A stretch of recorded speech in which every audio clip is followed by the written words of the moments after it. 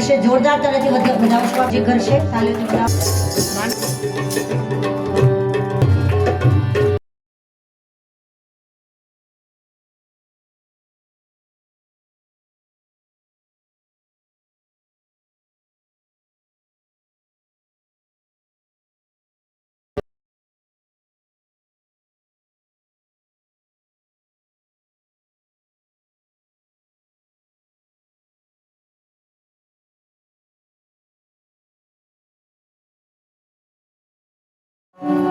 પરમ પવિત્ર સ્થાન જેનો હાજર જવાબ રોકડિયો જવાબ ને રોકડિયું કાર્ય એવા રોકડિયા દાદાના સાનિધ્યમાં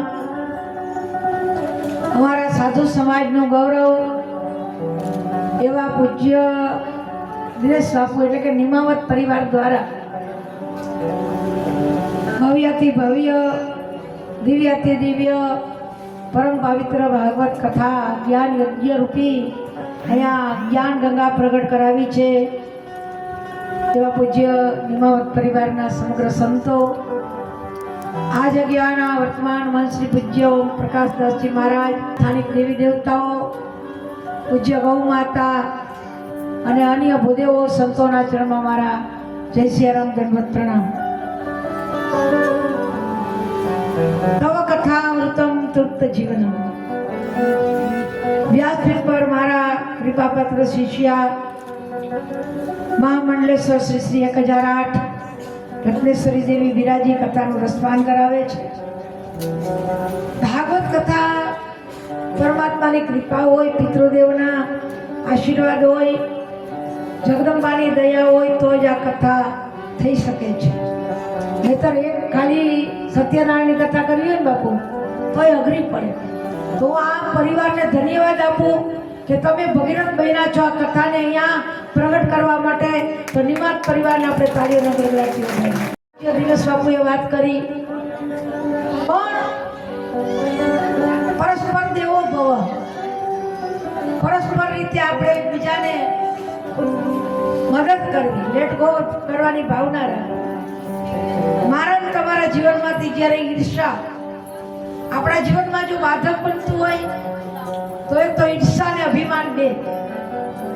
જો હું તમે અભિમાન છોડીએ, હું તમે બીજાની નિંદા કરતા છોડીએ, ઈર્ષા કરતા છોડીએ તો આપણે સ્વયંની ઓળખ પ્રાપ્ત કરીશું.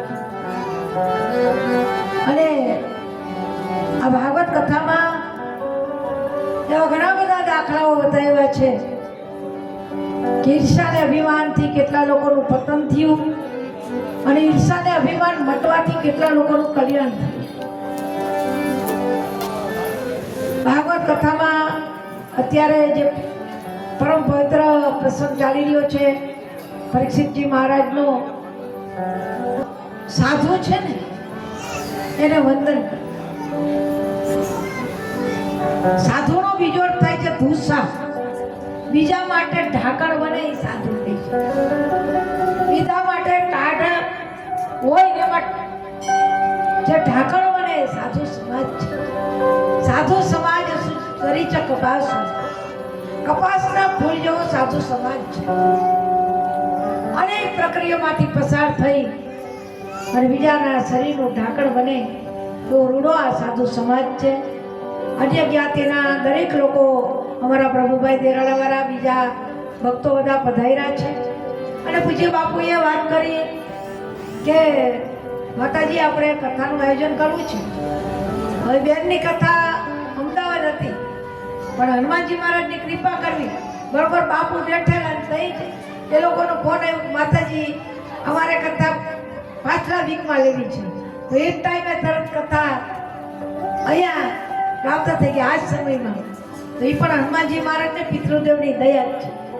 નહીતર આ કથા બેનની અત્યારે અમદાવાદ શરૂ હતી, પાછળ તો પાછું મને બાપુએ વાત કરી કે માતાજી ગૌ માતા જે રોકડિયા હનુમાન અમારે વર્ષોથી એ નાતો છે.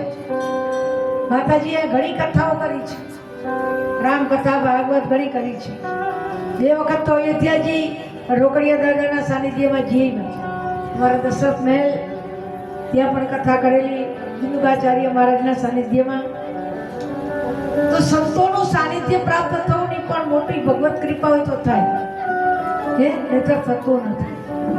તો ગૌ માતાના લાભાર્થે જે કંઈ અહીંયા તમે પોથી ઉપર મૂકશો, જે કોઈ તમે પ્રસંગોમાં આપશો, એ નિમામ પરિવાર એના ઘરે નહીં લઈ જજે. મારા દિનેશ બાપુ કે રત્નેશ્વરી દેવી આશ્રમમાં નહીં લઈ આવે. અહીંયા પ્રેમથી ત્રિવેણી સંગમ છે. એક ગૌ માતાની સેવા, સંત સેવા અને કથાનો લાભ, આ ત્રિવેણીમાં સ્નાન કરવાનું છે. તો જે કાંઈ અહીંયા પૂજ્ય બાપુ અમારા દરેક પ્રસંગમાં હોય એટલે મારે પણ આવવાની ફરજ જ છે. એવું માંડ આજે આટલું સારું થયું ને એટલે હું જીવ નગર બાપુ કે માતાજી વ્યવહારમાં આવ્યા નહીં, કારણ કે મારી આમ જરાક હવે બહુ ઓછી નીકળું છું. તો માતાઓ, ભાઈઓ, બહેનો ખૂબ લાભ લેજો. 5-5 વ્યક્તિને લેતા આવજો. મારા ને તમારા મનનો મેળ મટે. અને એક જ વાણી કઈ મારી વાણીને વિરામ. ક્યારે ગાયાનો હિંડોળો રસ્યો લગમગ જોલા ખાય રે માયા બેટી જાળો ભાઈ રે.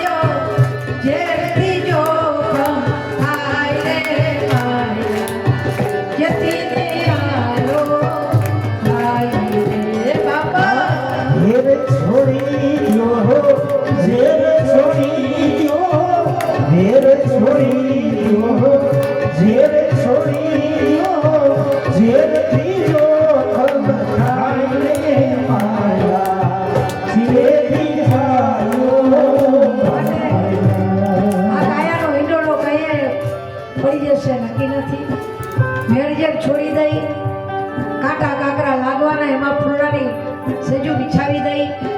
તો ફરી વખત મને નિમાવત પરિવાર સમગ્ર આપનો ખૂબ આભાર માનું છું.